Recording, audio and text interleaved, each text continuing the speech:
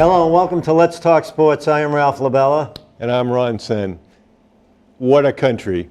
Josh Donaldson sat out most of the year last year injured, got on to Cleveland just before the playoffs, and he signs a one-year deal, $23 million with the Atlanta Braves. You can't beat it.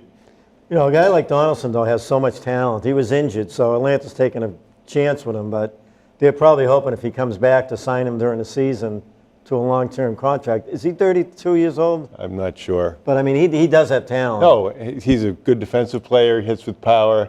Question is he healthy? And, you know, that kind of money, they can afford to get an MRI of his whole body. But when you look at the contracts nowadays, 1 year, that's not a, you know, that I would take that chance. Yeah, they made the playoffs last year. They've got young talent. I think Acuna was one of the top players in the National League as a rookie last year and leadoff batter. And, you know, they've still got a relatively new stadium, so they needed what they can do to put fannies in the seats. The upside with Donaldson is, hitting 300, 30 home runs, 110 RBIs. If he's healthy, that's what he could do. So. And from the Red Sox and Yankees perspective, he's out of the American League, so good riddance. Interesting, during the Patriots-Jets yesterday, there was kind of an intriguing episode with Cordarrelle Patterson. It's just a pile, and apparently he didn't like what was going on in the pile. And let's suffice it to say that, as Steve Nelson used to say, evil lives at the bottom of those piles. I don't know if they're going to use him that much, especially in the goal line situations. I mean, you might as well just keep Michelle in there. Well, he did get on a third down and I think it was a third down in a yard, might have been a fourth. He got a tough yard. He's a big guy. He's 230 and he's got power. So on the goal line, he took off too early. But, but it was a pretty good move. I mean, there was a guy there to stop him. At least he got up in the air. But you know what I don't like what they do with him? When they go with the end around, if you're going to go with an end around, give him a pitch where he's going around Brady, not in front of Brady. Right. You go in front of Brady, he's running sideways. You know, he's strong, he's quick. You know, you're not going to get anything if there's a player out there. Now, if you go around Brady, now you're going on an angle where you can attack the defense rather than run sideline and hopefully have an opening. And then the annual is Josh McDaniels going somewhere else. And I suppose the somewhere else job, number one, might be the Giants. They have a very poor record. Oakland's bad, but they're not going anywhere because they had just signed Gruden to a 10-year deal. Well, something's up there. I mean, they gave him big money, McDaniels. I don't see him going. You know, the only way he would go is if Brady told him that he's going to be retiring, and I don't think that's coming this year. Well, the rumor I heard, and I won't say the source, was that at the beginning of the season that Brady went to the front office, specifically to Robert Kraft, and said, "Where's the loyalty?" Because he wanted more money. And that the reply was, "We got rid of the kid. That's where the loyalty is." And obviously they had traded Garoppolo to the Giants to the 49ers for a second-round pick. And, you know, he took away his competition. God forbid that Hoyer ever has to play a meaningful snap. So. But, the thing with Brady is, over the years, he could have made close to $30 million. And, he wanted the team. Oh, he took short money a lot of times. And that's the way he is. I can't believe that he would go to Kraft now, and Kraft would say that to him, knowing that Kraft's probably saved about $40 million with Brady. If Brady should be paid over 20 when you see what Garoppolo made 20. Well, it surely looks now that it would have been a good move to draft Lamar Jackson with that second first-round pick. But Jackson's off to a terrific start with the Ravens and looks pretty bad for Joe Flacco now. Yeah. Well, he was athletic and he had a good arm. Now, all we hear about is the legend of Aaron Rodgers. And I don't know if anybody's watched Aaron Rodgers lately, but the legend of Aaron Rodgers isn't anything approaching the rumor. He's 12th in the league in touchdowns. He's 10th in passing. It wasn't anything special last night. And the Packers look very much on track not to make the playoffs again. Well, they didn't look good against the Patriots. No. I mean, everybody's going by, the Patriots had a great game against Green Bay, but Green Bay's not the team they used to be. Yeah, they have a lot of injuries, to be fair, but Rodgers, you sort of wonder whether his heart's in it. He's sort of become the Peyton Manning with a pitch man for all these different companies. And, but it seems like he hasn't really been piling up Super Bowl wins or playoff wins even. So it does make you wonder. Everybody's been talking about Brady and Rodgers, and look at Breeze. Breeze isn't too far behind Brady.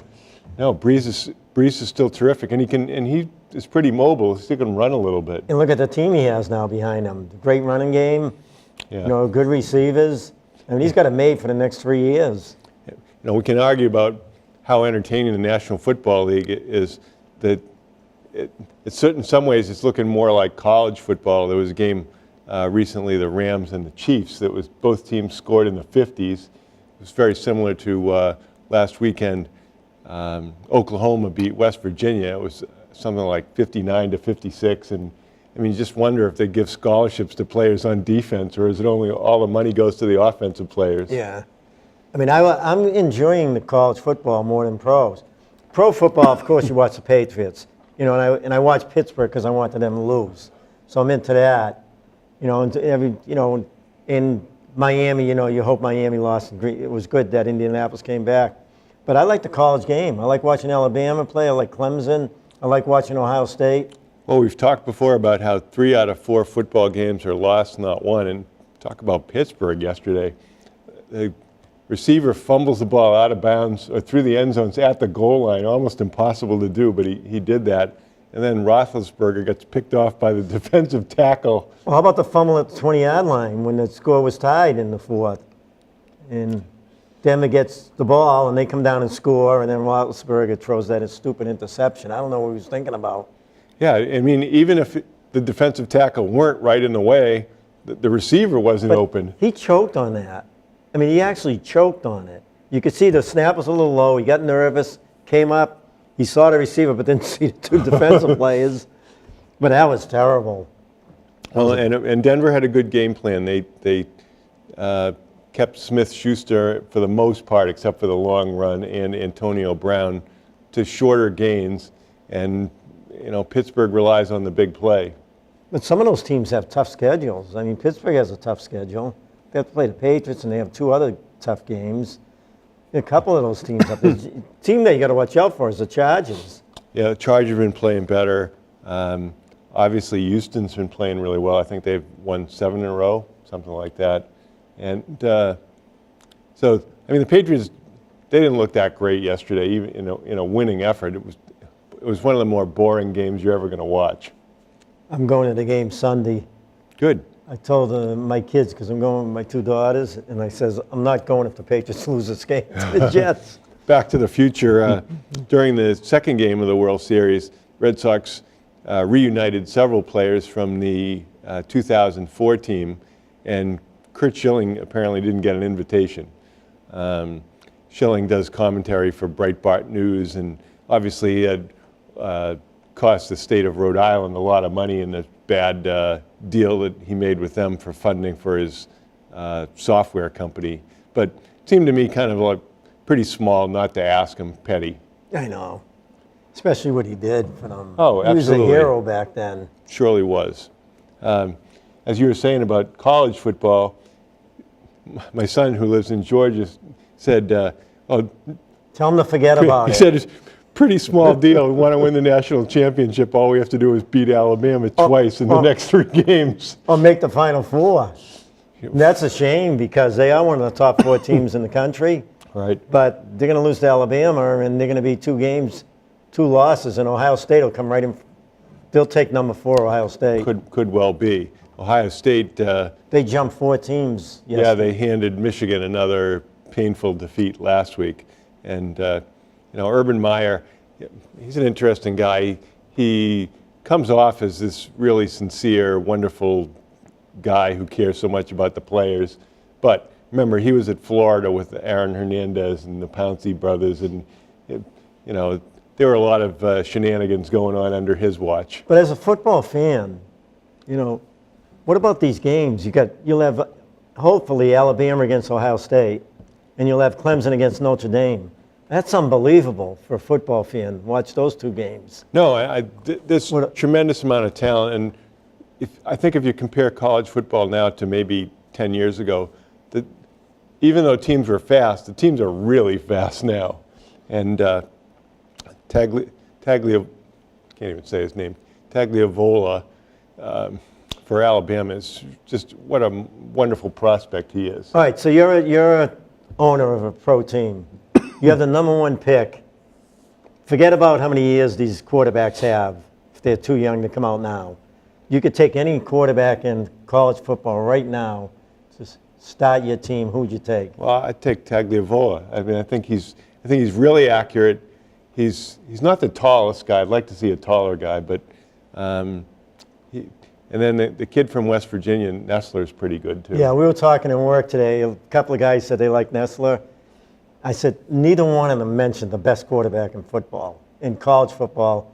And if I was starting a team, pro and college quarterbacks, I'd take this kid over anybody, Lawrence from Clemson. He is unbelievable. Ronnie's 6'6", tall, slim. He looks like that quarterback in that movie with Denzel Washington. I forget what's the name of the movie where he coached the team. Oh. Black and white guys. Remember the Titans? Yeah, I remember the Titans. He reminds me of that kid who came onto the field. Ronnie Bass? Yeah, and threw the ball. And he's got the long blonde hair. He's 6'6". He has an unbelievable arm. He stands in the pocket, puts the ball right there every time. This kid, have you seen him? No. He is unbelievable. But he's a freshman. Okay. Well, he's a true freshman. For local fans, Boston College looked like they were going to go to a decent bowl, and then they just collapsed at the end of the year. Well, they blew it against Florida State. Well, he should have went for the first down, #1, with 5 minutes to go. You know, I don't think the quarterback Brown is that great. Dillon got hurt, and unfortunately against Clemson, which the fans wanted to see. I mean, a local game, big prime time at home. Brown gets hurt early, and E.J. Perry has to come in, and who you know, I'm sure he wasn't prepared. But he won't be bad if he gets some experience. He can run. He's got a pretty good arm. He just needs experience. You know? Right. It's pretty tough to come on and get your especially against Clemson. Baptism by fire against that Clemson. Front four. Right. So it was just unfortunate. You'd like to see the local kids do well, see the alumni with their whale pants get a little more satisfaction. Adazio's done a pretty good job there. He's okay. Yeah. He's okay. I mean, the thing we always hear is we can't get the players other schools have because we're academically so good.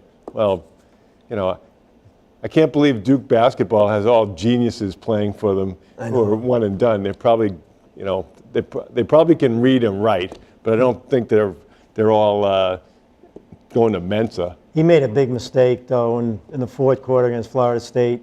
With 5 minutes to go, he had 4th and 2. He should have went for it. And I think he was like in the 40-some yard line at Florida State. You know, you're not going to give them a chance to come down and beat you. And did you really think that Le'Veon Bell was going to sit out the whole season? I know. You know, obviously. He's probably like Barry Sanders. Maybe he just doesn't want to play anymore. Well, I think he just wants the security of getting guaranteed money as opposed to you play, you know, 7 games, and if you get hurt, your contract's gone. Now, will he be a free agent now? I think so. Well, maybe that's it. He may be thinking, too, with the problems, with the concussions and everything else. You know, maybe he has enough money. I'm sure he has enough money, but, you know, I never blame players for leaving too soon, and we'll talk more about that later. The hot stove league really hasn't heated up for the Red Sox. You know, I guess the first domino to fall will be the closer.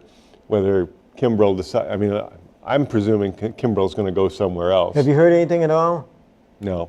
And then I think the second domino is Eovaldi and what happens with him. There's a lot of interest. He's from Texas. Houston is very interested in him. Well, they signed Pierce, so that was a good signing. Right. Pierce, you know, 1 year wasn't. 6-point-something million? Yeah, it wasn't ridiculous money. So, anyway, you know, we'll see how it goes longer term. Eovaldi's going to be huge. Yeah, I mean, if they're talking teams maybe willing to offer him $18 million a year. I don't know how many years, but in baseball, it's all guaranteed money. He may get that contract that Donaldson got for 1 year. He made $2.2 million this year. Someone comes out and says, we'll give you $20 million for 1 year, see how you're doing. Never blame the player for taking the money. Then, I would do, if I was him, I would do that. You get the $20 million, and then if you have another real good year, there's a 4-year contract for 20-something million a year. Well, and there's a lot of talk about Machado. Machado's saying, well, that stuff about I'm not Johnny Hustle, that's not really who I am. Oh, I hope the Yankees don't sign him. Yeah, I don't want him to go to the Yankees, but not because I'm afraid of him. I think the Yankees will be wasting their money because he's kind of got a bad attitude. He'll ruin them, especially with Stanton there now. I mean, Stanton's a good guy, but he strikes out too much, and then you got Machado over Well, I there. heard the Yankees were thinking about trying to trade Stanton. I'd like to see them trade him. You can't have him batting behind Judge. They both strike out about 200 times a year. And people who saw it, I mean, I told you the story telling the people in work that love the Red Sox, this guy said, Andy, the difference between the Yankees and Red Sox is they make contacts, the Yankees don't. Yanks hit more home runs, but big deal if you're going to strike out in key situations. You get bloop singles. Of course, the Red Sox are going to get more bloop singles than the Yankees. They make more contact. Well, the Yankees got Paxton, which I think I like him. His health is a little questionable, but hopefully they'll have him healthy. He's pitched really well against the Red Sox. But the thing with Paxton, he was real good the first half, but then he kind of like. Well, I don't remember him completely, but I know the Yankees hit him in the one game. Well, his injury history is questionable, but he's another one of these guys who, if he pitches 150 innings, he can get 200 strikeouts. He really knows how to pitch. They need to get that guy from the National League who's a free agent, one of the top pitchers out there. I don't even forget his name. Corbin? Yeah, I think it is. I can't remember if he was on San Diego. But, the Yankees are going to do things to improve their team, and that makes it more competitive, and that makes it more fun for people who really love baseball. The Red Sox, otherwise, we're still locked in this, is Pedroia ever going to play again? To me, if you've been out as long as he has with knee surgery, and they were talking about he was going to have another procedure at some point along the way. Bad? At some point along the way, it's just not working. Is it a Bobby Orr knee? I don't know. Nowadays, you think the way things are nowadays, you figure him being out a year, he'd be all right. Right. Well, it just doesn't seem like it's working out that way. I don't think they're going to bring back Kinsler. You never know if it were a short time. But they have Holt. They have Nunez took out his option, so he's back with the team. So I guess you could get by with Holt and Nunez. Well, Holt, I hope he gets some money. Isn't he a free agent? Or? I think he's. Can he go to arbitration? I think he'll go to arbitration. He should be making about $7 million a year, Holt. Yeah, I would think so. He's making $2 million. For a guy like him, you can play anywhere. And then the Red Sox don't have a whole lot left to trade. Are they going to keep Swihart and let Leon go? But Leon's a really better defender. Yet Vasquez has, I think, 3 years left on his contract. So Vasquez actually picked up another ring the other day as he got married in the offseason. And, we'll see. Dombrowski's traded everything out of the farm system, so there's not a whole lot. But he's done a good job, though. Yeah, they have Darwinson Hernandez, a 21-year-old left-hander, I think from Venezuela, who I think he had 24 strikeouts in 11 innings in the Arizona Fall League. And beyond that, there's not much left. They had serious injuries to Jay Groom and the other kid's name. I think it's Cases. Groom, that's a big loss, Groom. Yeah. But he has a lot of talent. We'll see. We'll be right back. The NBA is never boring. You have personalities like Carmelo Anthony, who clearly didn't work out in Houston, and you have so many stars that we can't even sleep at night because it's so bright in Boston, and they're playing 500 basketball. It's gotten down to the Fortune 500 again. Everybody's making $1 zillion and the team's playing 500 basketball. And I don't think it's a giant mystery. They are not shooting the ball. They can't make a shot. Well, I think their whole philosophy is wrong, and I think Stevens is a big problem. Stevens has them taking three-point shots whenever they can. They're coming down the court. Brown standing in the left wing, Tatum standing in the right wing, They get the ball and they're looking for three-pointers. Last game, if you notice the last game they played, Brown didn't take a three-pointer. It's his best game of the year. Taking the ball strong to the hoop, finishing, pull-up jumpers in the lane. Tatum took a few three-pointers and hit, but he was going to the lane. They should change their whole thinking about attacking on offense. They should not take any three-pointers unless it's off a pass. You don't take a three-pointer off the dribble. You don't take a three-pointer with 20 seconds, 15 to 20 seconds to go on the shot clock unless you're wide open and it's off a play where someone's penetrating and dishing. That's a huge problem they have, the Celtics. Well, the big thing in the NBA these days is effective field goal percentage, which is a function of what percentage of twos and what percentage of threes you're taking. And obviously, the teams that make a lot of threes at a high percentage, like Golden State, are going to have a high effective field goal percentage. It's one thing to take a lot, but you got to make them. And if we look at both final games in the conference finals last year, the Celtics and Houston went down to defeat because they couldn't throw in the ocean. I think both teams I know shot less than 20% from three-point land. And you saw a player like Rozier, who was a reliable three-point shooter during most of the postseason. I mean, he was missing, and he was missing by a lot. So. Well, there's problems there. And, I don't know what it is with Stevens. I don't know if he's afraid to get on the older guys. He's not afraid to get on Tatum or Brown. But Kyrie, Morris, Horford, you very rarely see him take them out when they make a bad play or get on them. It's usually always Brown or Tatum he gets on. Well, they're talking within the organization, wondering whether Hayward is ever going to be the same player he was. Now, I think it's too soon to give up on the guy because he's just not shooting the ball well. He's not explosive going to the basket at all. And that's Gorman, because Gorman made that statement. Right. Stevens demoted him to the second team. And I just think you have to give the guy half a season, maybe more, to see where he ends up. I mean, yeah, people are looking at that differently. I don't see that as a demotion, putting him with the second team. I see that as a guy coming off the bench who can run the offense better when him in there with some of the bench players. But if you watch the last two games that he played, he's getting there. His last game was a very good basketball game all around. He had 4 steals, getting in the passing lane, doing a great job defensively compared to the beginning of the year where he couldn't play defense. He's playing a lot better defense. He's executing. He's passing the ball too much. He's penetrating and dishing. His game, too, is you penetrate and dish, but you're still finishing the lane. He started doing that last game, and, I watched him the last 2 games. He's getting there.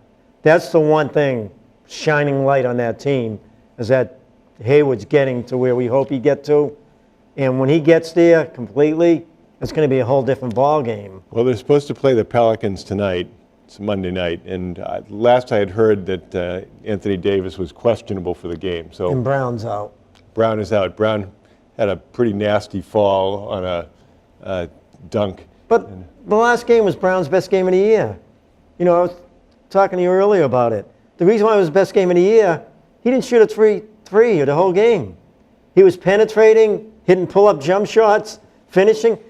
Stevens has got to change his thinking. Well, they got a lot of guys shooting. I mean, put it this way. They have very few players who's shooting the 3 adequately thus far. Morris and Irving are really the only 2. But even Morris, who's had a good year scoring, sometimes he's a problem with that team. Okay, because that's all he thinks about is scoring. He never passes the ball. He's thinking about one-on-one shooting, so it becomes a one-on-one game, and the other players are watching him because they know they're not going to get the ball when he gets it.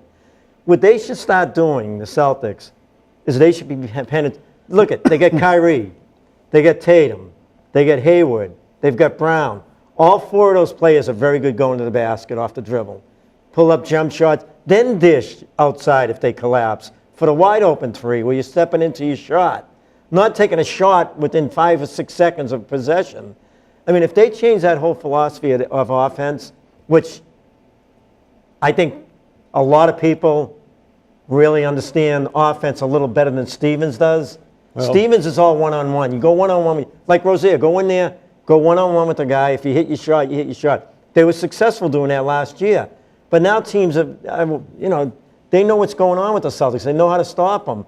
And then How can you take 43-point shots with those guys that can go to the basket? It'll be interesting to see how it evolves because the teams that have been heavily living by the three, Golden State, Houston, the Celtics, all went into losing streaks. Now, I don't know if they're being defended better. I mean, there are teams like Milwaukee that are relying upon the three more that are doing well, but it's all about, it's a make or miss league, and if you're not making them, you got troubles. But what team run in the league has four guys who can penetrate like the four players on the Celtics, that can get into the lane, cause problems, then dish if someone's wide open for a three, where they can step into their shot. And then another thing, 3 games ago I'm watching Horford play, and I'm getting sick and tired of Horford standing behind the three-point line. He's the center of the team, three-point line. They shoot the ball. When the ball's hitting the rim, they're all going back to play defense. People are saying why the Celtics are one of the top defensive teams in basketball. They get everybody back, right? But in the key situations, they're not. Then one time, Horford goes under the basket, gets 2 offensive rebounds in a row, and kicks it out. I mean, the center should be under there rebounding on the offensive boards, not letting them get easy rebounds. Well, I think there's plenty of issues to go around as far as why they're struggling. You know, some of it is the attitude. I mean, the number one player for the attitude on the team obviously is Smart, and he described them as playing like a bunch of punks. Oh, he's playing terrible, Smart. He shouldn't open his mouth. He's good as an assist player. He's good defensively. He's shooting terrible. And he turns the ball over, too. But one other thing, Ron, with the Celtics, their defense, that skip pass burns them every time. The help defense is too much. In the NBA, let them get a 2-point shot once in a while if they're going to get a 2-point shot. Don't send the guy away from the basket, away from the ball, to come over and help into the lane. Because all they're doing is they're coming in, they're penetrating, and they're throwing that pass for a wide-open three. They're getting killed on those wide-open threes. Well, they're getting off, in many instances, to really terrible starts. I don't know if you saw the game against the Knicks, which was just an atrocity. They got behind by high 20s in the first half, and it's just, no matter who you are, it's tough to come back from that kind of deficit. But watch Hayward tonight. He's coming into his own now. I'm telling you. I can see it in him. And I think if the Celtics really change their thinking on offense, in the pick and roll, they're still the worst team in the league defending the pick and roll. They should be blitzing the pick. Walker the other day, when Walker scored all those points, Horford's hedging. Walker's coming off the pick. Smart's on him. Then he gets picked. Walker comes off it. Horford's hedging. He's burying a three. Instead of coming up and blitzing him, where he's got to dribble away from the basket, he's hedging on it, and Walker's there to pull up threes. You know, Smart can't do anything. They should be trapping him, blitzing him and trapping him. Well, I've been saying that for 3 years. The good news is they didn't draft Markelle Fultz a couple of years ago. Fultz, you can't even describe what's going on with him. It's not clear whether he's got a wrist problem, a shoulder problem. Now he's upset at them about his shoulder. In his head. There's a picture of him. I don't know if you saw the free throw he's taking. He's got the ball here, and he's juggling back and forth in his hand up to shoot the ball. I've never seen anything like it. And he's blaming the team. His agent's blaming the doctors. I don't really know. The guy was a pretty good player in college. It seems like it must be in his head. Hey, in July, right? Would you trade Horford, Tatum, Rozier, and the Sacramento pick for Davis? Well, Rozier would be a free agent. So No, but he's going to be a restricted free agent. Okay. So they can deal him, and he's restricted. So New Orleans could match any. Well, New Orleans will probably say the Sacramento pick may not be worth that much now. No, but say it's going to be like the 10th pick. Yeah, I'd do that. I mean, even though I love Tatum, I would do it. I would do it. Now you got Davis in there. You still have Brown. You'll have Morris. You'll have Hayward, Kyrie, Smart. I mean, I think they got to get rid of Rozier. His just mental approach to basketball. I loved him 2 years ago, but he just thinks shooting and scoring, and he doesn't set up players. Well, I think we might have talked about this before. Pat Riley, who coached the Heat to titles, talks about the innocent climb for a team on their way up, and then the disease of me. And it's just hard for teams to maintain a certain amount of harmony and a certain amount of ball distribution once they have success. Golden State has obviously done it. They have DeMarcus Cousins coming off of, I think it's Achilles injury later in the year. We'll see how that works out. I mean, lately they haven't been playing great because Curry's been hurt. I mean, Curry really, people sometimes are dismissive of Curry because they think it's all about Durant nowadays. But Durant can be kind of moody too. No, Curry's huge. I mean, all right, you say Durant's probably the second best player. Him and LeBron 1 and 2, Davis 3, Curry 4, and then Harden maybe. I think Klay Thompson's a free agent at the end of the year, so I don't think they can afford to pay him. And I think Durant has a free agent option again at the end of the year too. We all thought when they had those problems that the Celtics would be the team, but I don't know what the heck's. Maybe those changes, if they change their thinking a little, maybe they'll get going. Well, I wouldn't be surprised to see Durant go to New York. The Knicks, they're not good right now, but they'll have Porzingis coming back. So if you had Porzingis and Durant, you can get one other good player, and they could be competitive. How about New York playing that good, that kid from New York? The next game, he was like 2 for 8. The kid who scored 29 against the Celtics, the guard. Burke? Yeah. Oh, yeah. The next game, a 2 for 8. Well, you see these, I mean, the level of talent in the NBA is that practically anybody is good enough that they can go off on a given night and light it up, and then you never hear from them again. But these teams, though, I mean, they're watching their game plan for the Celtics now. They're watching how the Celtics defend the pick, the pick and rolls and stuff like that, and the pick away from the ball, and they're seeing, hey, we can do that. Burke was getting wide open shots. Well, one thing that you're alluding to in a peripheral way is the Celtics just don't go to the line. They're near the bottom of the league because they don't take the ball to the basket, so then the other teams don't get in foul. I think you're going to see a change in their philosophy. I really do. Brown showed it last game. I think you're going to start seeing the Celtics take the ball to the hoop, then kick it out. If you don't have anything, if they collapse, kick it out for the wide open 3. Well, let's switch basketball gears. You had a chance in your coaching role to see Melrose in an unofficial scrimmage. I don't know what you want to call it, because tryouts just started today. Yeah. But Melrose had a number of players voluntarily showing up to play your team. In that tournament, that was a tournament that they have every year.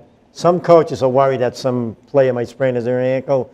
It's the weekend before tryouts, before the season, the practices. But Melrose was in it, and Foxborough. They were both in it. And my friend's team out from Central Mass, who I've coached to in a couple of weekend tournaments, well, 3 of them actually. Very, very young team. He had 5 freshmen. I think it was 5 freshmen, 4. I didn't know that I thought he had 4 freshmen, but he had 5 freshmen there, 4 sophomores and 1 junior. And they went up against Foxborough the first game, who were the state champions. And Foxborough's just unreal. They're unreal. So we're watching them, and Foxborough outscored the team I was coaching by 16 in the first half, and then the second half by 5 or 6. We adjusted a lot better. The girls got used to it. So then we're going up against Melrose, and Melrose with Sam Dewey.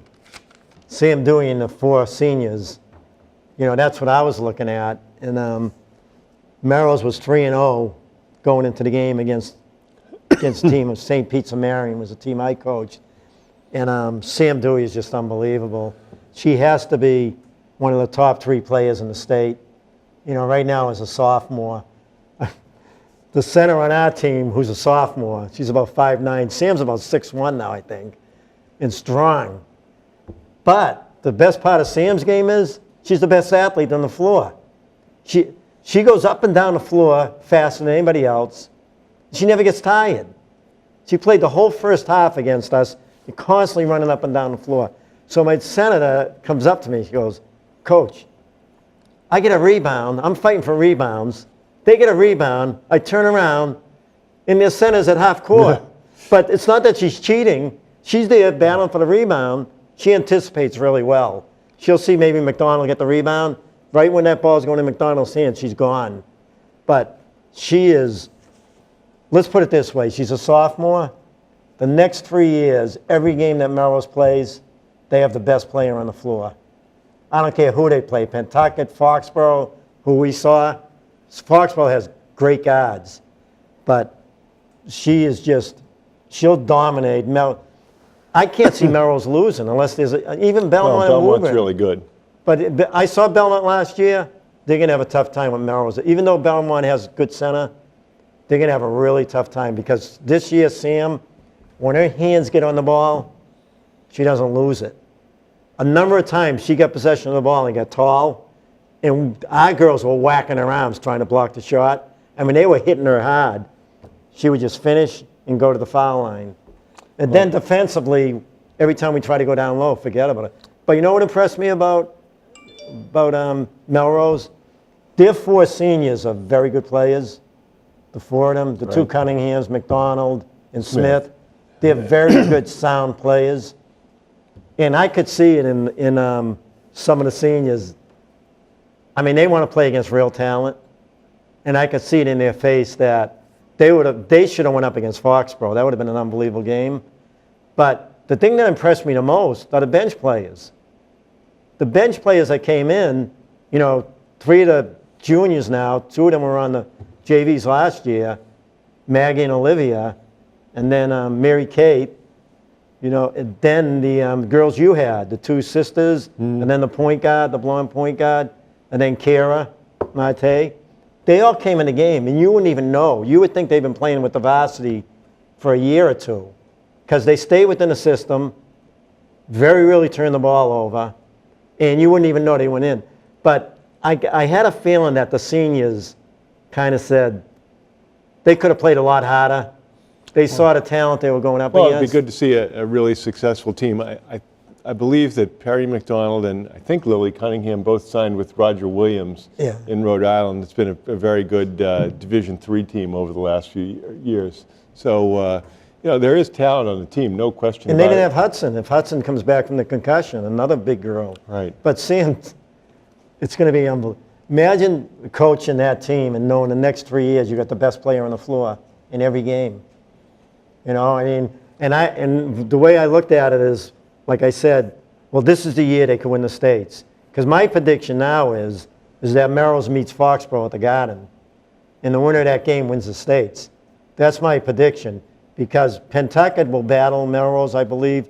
They'll be the top 2 teams in the North. But Pentucket lost their point guard, and that's a huge loss. And Melrose is going to be better this year than they were last year. But know what I'm looking at? It's not only going to be this year. The way they played with Sam, because the coaches did a good job. When they put the subs in and they took the seniors out, Sam brought their game up. Sure. So the younger girls that came in, they still played really good as a team.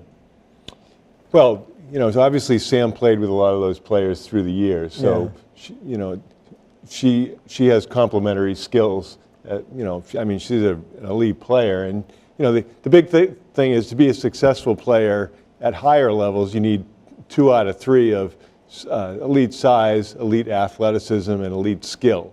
And Sam has all those things. So, it'd be surprising for her not to be successful. So, she had a few little knee issues in the past. Hopefully she can stay healthy. But another good thing, too, about her is she's not lazy.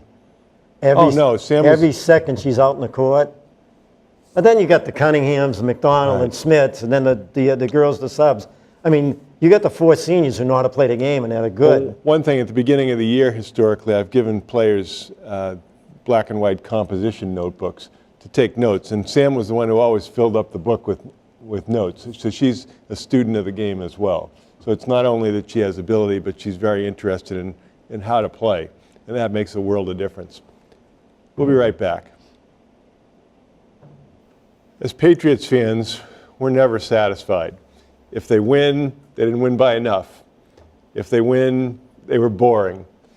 If they win, the defense wasn't good or the coaching decisions were bad.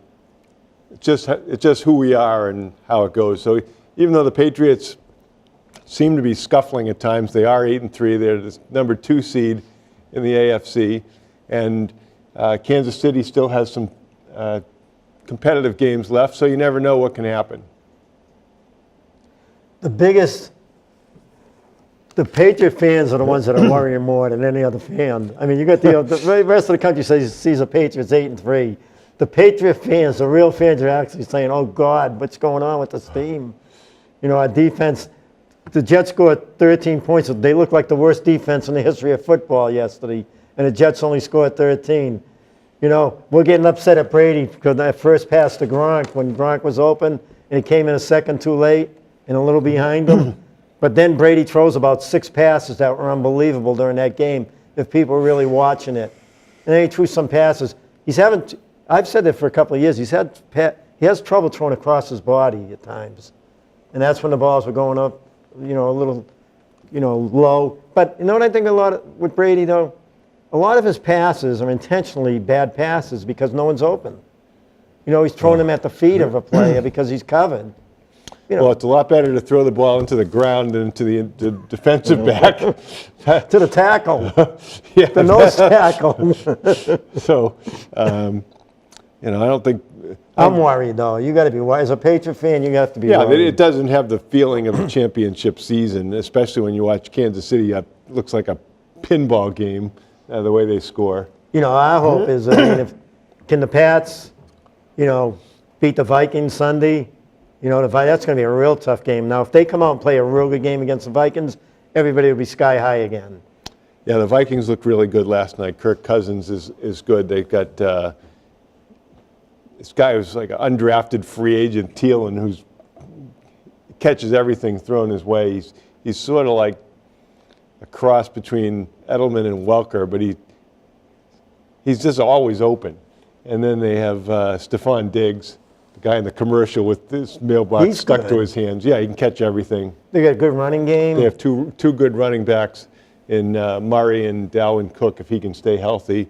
So, and they've got a pretty good defense. So I haven't seen what the line is on the Patriots-Vikings.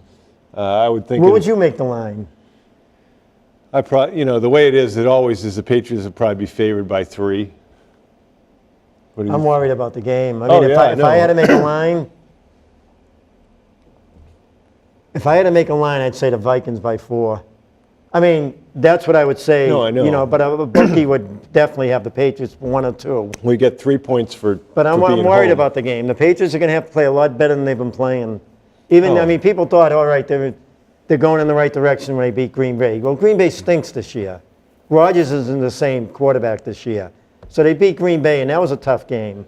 You know, but the Jets games, I saw something yesterday where they said the last 6 Jet games on the road, we're all less than 7 or less victories. So, you know, even though the Jets, it's a rivalry. So, but you know, I'm worried. I mean, well, the divisional games are always hard, and they still have to go to Miami. The Patriots, I don't know if Brady has a 500 record in Miami. It's been a house of horrors for the Patriots, so it's never easy. Then they have to go to Pittsburgh. Right. So the challenge supposedly was that Belichick challenged the team to be able to run the football. And yesterday they ran the football for over 200 yards.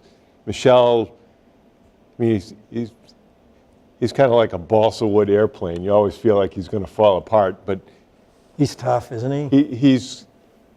I'm not saying he's as elusive as Barry Sanders, but what I'm saying is that he gets a lot of 1 yard, 12 yards. He has a lot of longer runs mixed in with his short runs. He's getting more confident, though. Like, we were watching him yesterday, and he doesn't look real fast. But the reason why he doesn't look fast is he takes short steps if you watch him run. He's quick. Like, when he made that double move up the middle, he made a quick move to the right, then a quick move to the left.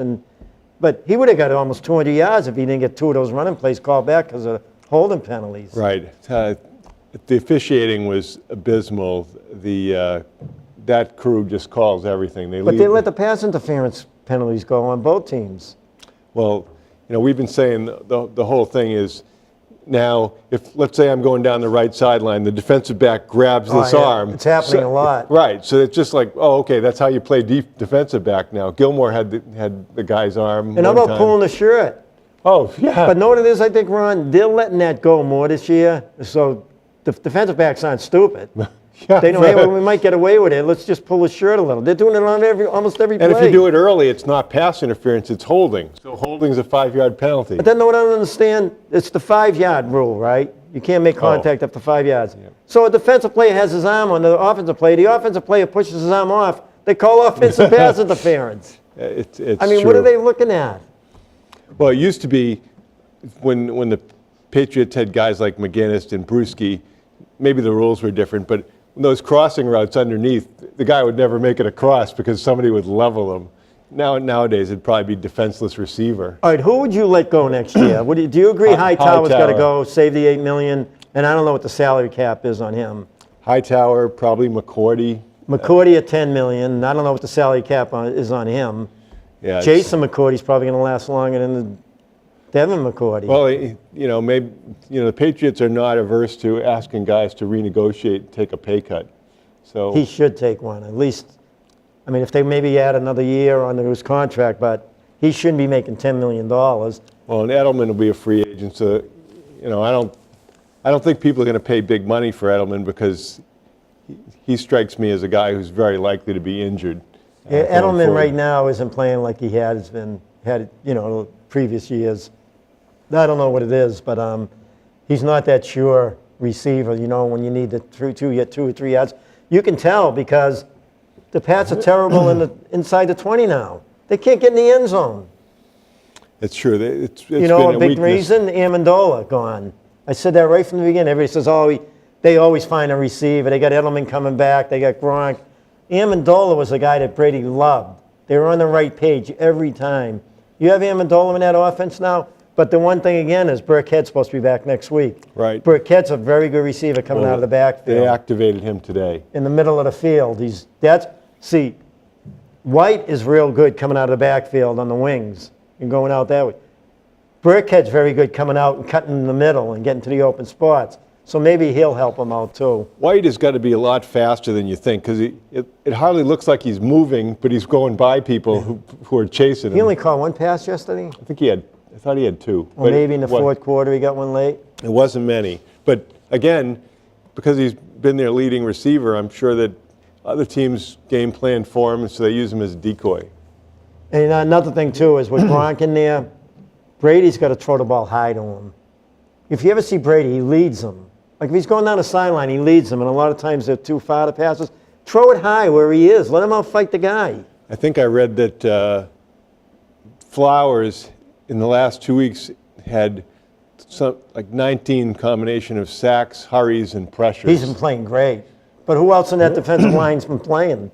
Wise he finally made a sack, but that's 4 seconds after the quarterback got the ball. I didn't even hear Claiborne's name. Did he play yesterday? He's useless. Who's the big guy? Is that the big fat guy in the middle? Shelton? What is he doing? No, it hasn't been. He was supposed to be Even a Guy. big I haven't heard much of Guy lately. Yeah, well, usually when guys are not productive, it's because they're hurt. And then Brown, you haven't heard. Well, they didn't pick up Brown's option, so. But they're not bad against the run. It's just that they can't get to the quarterback. You know what they have to start doing? I think that the defense can be a lot more effective if they constantly blitz. I mean, the best linebacker by far that they have is Van Noy. Yeah, Van Noy. And then Roberts. He's good against the run. He had his moments, but although he overran that one run that was But costly. don't you think they should be blitzing? Why, with the cornerbacks they have and safeties they have now, and they're getting burnt almost every play, what's the difference? Blitz them. When the quarterback's under pressure, that's when they make mistakes. And the Pats aren't bad at blitzing. Well, it seems that some of those younger kids that they're bringing along, Crossan and Jackson, are starting, along with Jonathan Jones, are starting to move up in the rotation. So. And their second-round draft pick is injured. He's out all year, right? So Dawson, they brought him back. He's back now? Right. So I don't even know if he was playing yesterday, but he is on. Well, maybe he'll help them as time goes. Yeah, you hope so. I mean, because overall, everyone agrees that their speed has really declined. Hightower is, I know he's a savvy veteran and everything, but he's been so hurt for so long that he's slowed down. Well, you going to the game Sunday? The Patriot game? No, I'm not going to the game. Well, you do usually go with your sister, right? Well, You're up in the box once in a while. Well, that's a big game. So, But yeah, that's going to be my first game in a couple of years. excellent. 7th row, 35-yard line behind the Minnesota bench. What's the weather supposed to be like? I know, I'm waiting. If they lost to the Jets Sunday, I would say I'm not going. Okay. Interesting statistic. Sony Michel is 21st in rushing yards in the National Football League, considering the And he's been out. amount of time he's missed. And he's 9th in yards per game. I think it was 73. So he's been pretty productive. He's in there. I know that you have the people on television who tell you all the time that you can just get any running back. Just go out on the waiver wire, pick up a running back, and they're as good as the one, whoever you're using. I don't think that's really the case. That kid from New Orleans is unbelievable. Oh, Kamara. Yeah, he's fantastic. Gronkowski had some good plays. He got the touchdown he was not that open, but he just outfought the guy for the ball. And I can't believe he held on to it. it's probably a good indication that he's healthier than he has been in some time. I'm inclined to think this will probably be his last year and that he'll retire.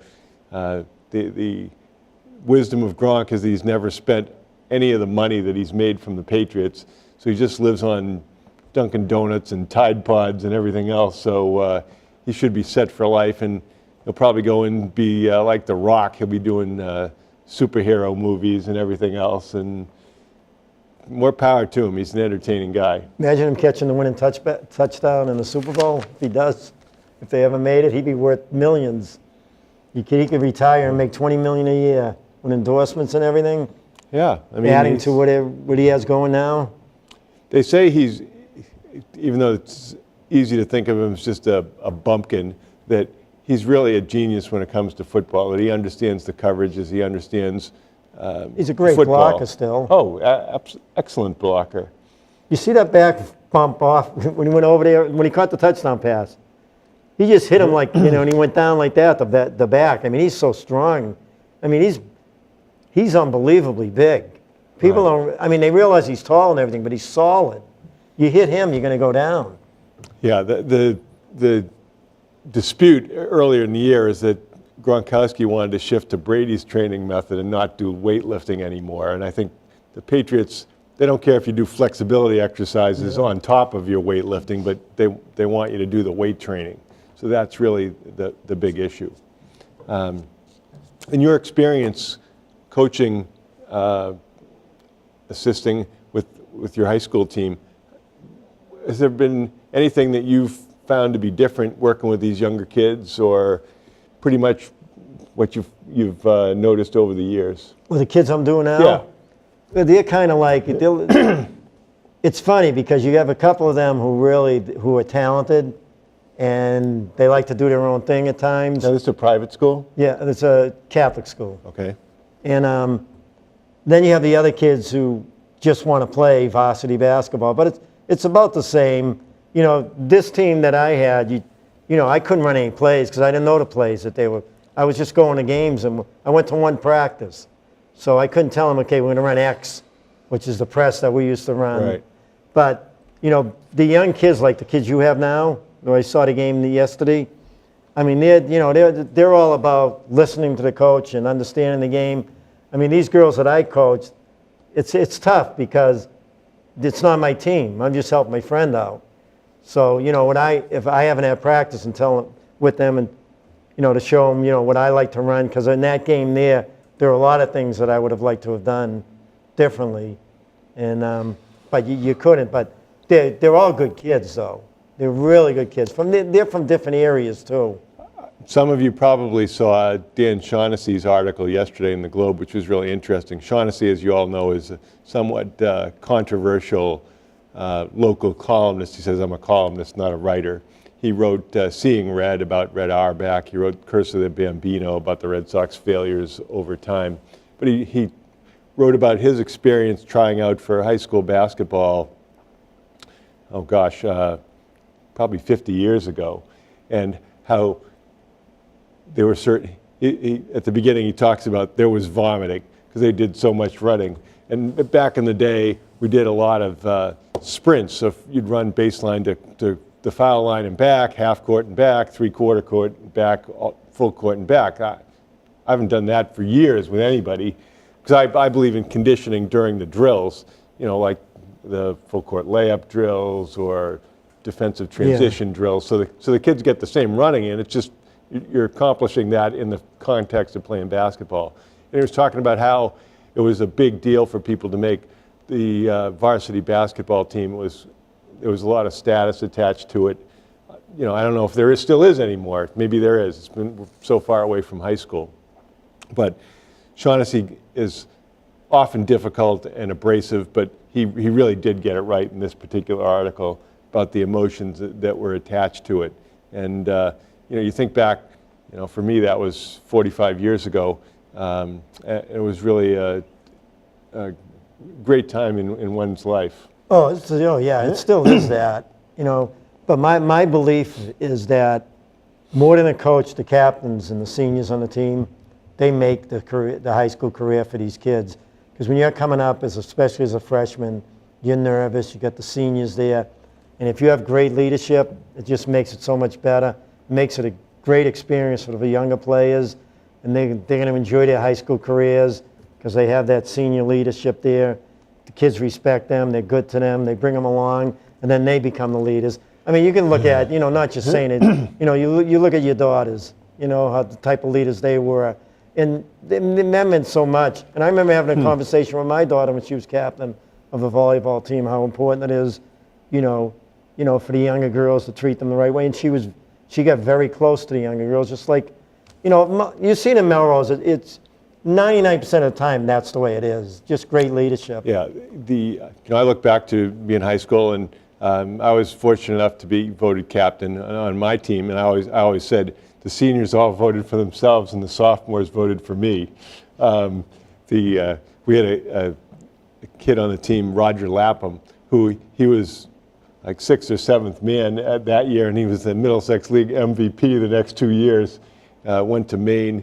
He had outstanding career at Maine. He got drafted by I think he got drafted by the Milwaukee Bucks and the Minnesota Vikings. That's the kind of athlete he was.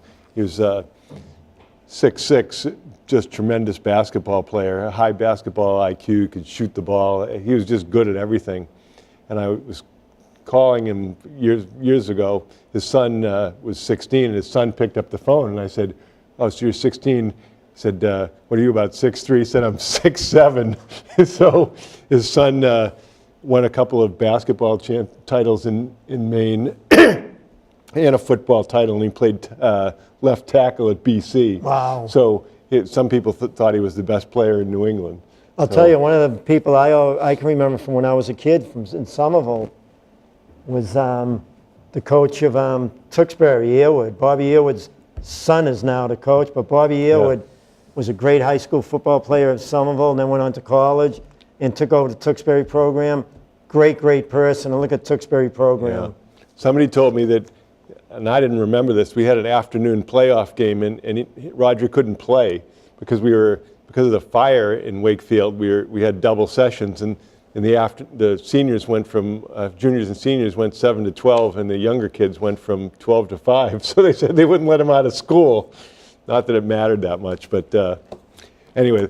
So you look back, even if you're a young player, you're going to look back in your old age and say, all those miserable times we had were the best years of our lives.